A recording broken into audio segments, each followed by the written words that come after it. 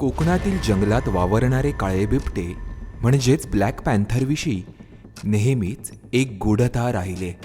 म्हणूनच आजच्या जागतिक बिबट दिनानिमित्त आपण जाणून घेणार आहोत कोकणात नेमके किती काळे बिबटे आहेत त्याविषयी. नमस्कार, महा MTBमध्ये आपलं स्वागत. तुम्ही म्हणाल की आपण बिबट दिनानिमित्त ब्लॅक पॅन्थरविषयी का माहिती घेतोय, तर ब्लॅक पॅन्थर ही वेगळी प्रजात नसून तो बिबट्याच आहे. ब्लॅक पॅन्थर ही संयुक्तिक संकल्पना म्हणता येईल. यात भारत आणि आफ्रिकेत मिळणारा काळा बिबट्या, साऊथ अमेरिकेतील काळे जॅग्वार यांचा समावेश होतो. यांचे लॅटिन भाषेतील कुळ पॅन्थेरा असल्यामुळे ही व्याख्या रूढ झाली असावी. मात्र प्रत्यक्षात ही वेगळी प्रजात नसून काळ्या रंगाचे प्रमाण जास्त असणारा बिबट्या किंवा जॅग्वार हाच ब्लॅक पॅन्थर नावाने ओळखला जातो. भारतात फक्त बिबट्याच आढळत असल्याने आपल्याकडचा काळ्या रंगाचा बिबट्या म्हणजेच ब्लॅक पॅन्थर होय. ब्लॅक पॅन्थरविषयी कायमच एक कुतूहल आढळून आलेलं आहे. अनेक वन्यजीवप्रेमी असतील किंवा रिसर्चर असतील आणि वनविभाग यांनासुद्धा या काळ्या बिबट्याविषयी एक कायमच कुतूहल वाटत आलेलं आहे. अनेक फोटोग्राफरसुद्धा या बिबट्याचे फोटोग्राफ काढण्यासाठी अनेक प्रयत्न करत असतात. परंतु लोकांच्या मनात या बिबट्याविषयी एक वेगळ्या प्रकारचं कुतूहल आणि भीतीसुद्धा आढळून येते.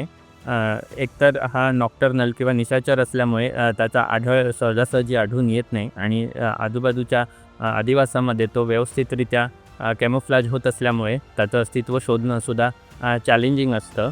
मेलेनिन हे रंगद्रव्य वाढल्यामुळे बिबट्याच्या शरीरावरील काळे टिपके म्हणजेच रोझेट पॅटर्न हे पूर्णतः शरीरभर काळे किंवा अधिक काळे होतात.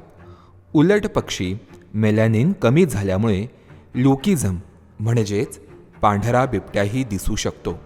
नुकतेच रत्नागिरी जिल्ह्यातील एका गावात अशाच पांढऱ्या बिबट्याच्या पिल्लाचे दर्शन झालंय. जरी काळा रंग हा जास्त प्रमाणात असला तरी रोझेट पॅटर्न हे बऱ्याच वेळेला दिसतात. ही एक अनुवांशिक अवस्था आहे. हा कोणताही प्रकारचा रोग नाही. मेलॅनिझम हा एक रेसिसिव्ह जीनमुळे होतो. एका मादीला काही पिल्ले ही मेलॅनिस्टिक तर काही पिल्ले सर्वसामान्य वर्णाचीही होऊ शकतात. उदाहरणार्थ रत्नागिरी जिल्ह्यामध्येच ही एक ब्लॅक पॅन्थरची मादी आहे आणि जिचे पिल्लू हे सामान्य वर्णाचे आहे.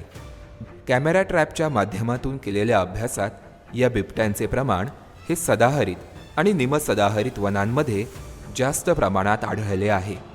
दाट झाडी आणि जंगल असणाऱ्या प्रदेशात हा काळा रंग लपण्यासाठी त्यांना फायदेशीर असतो.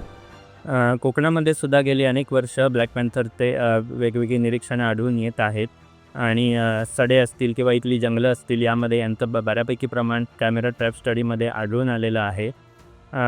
जर पूर्ण पॉप्युलेशनचा विचार केला तर जवळजवळ 11% इतक्या प्रमाणात ब्लॅक पॅन्थर हे जीन असू शकतं आणि ते एक रेसेसिव्ह जीन असून नेहमीच्या बिबट्यांच्या पॉप्युलेशनच्या साधारण 10 ते 11% यांचं प्रमाण आहे. कोकणात आत्तापर्यंत खूप वेळा काळ्या बिबट्याचा वावर दिसून आलाय. राजापूर तालुक्यात एकदा विहिरीत पडलेल्या काळ्या बिबट्याला वन विभागाने वाचवले होते, तर दुसऱ्या वेळी फासकीत अडकलेल्या काळ्या बिबट्याची सोडवणूक केली होती.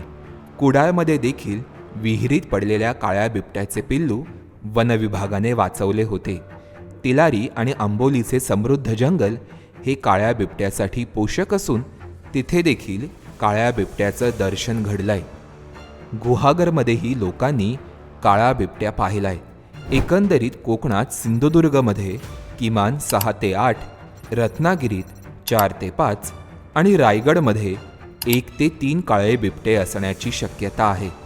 तुम्हाला आमचा हा व्हिडिओ कसा वाटला हे आम्हाला कमेंट करून नक्की कळवा आणि वन्यजीव विषयक व्हिडिओंसाठी महा MTBला नक्की फॉलो करा. धन्यवाद.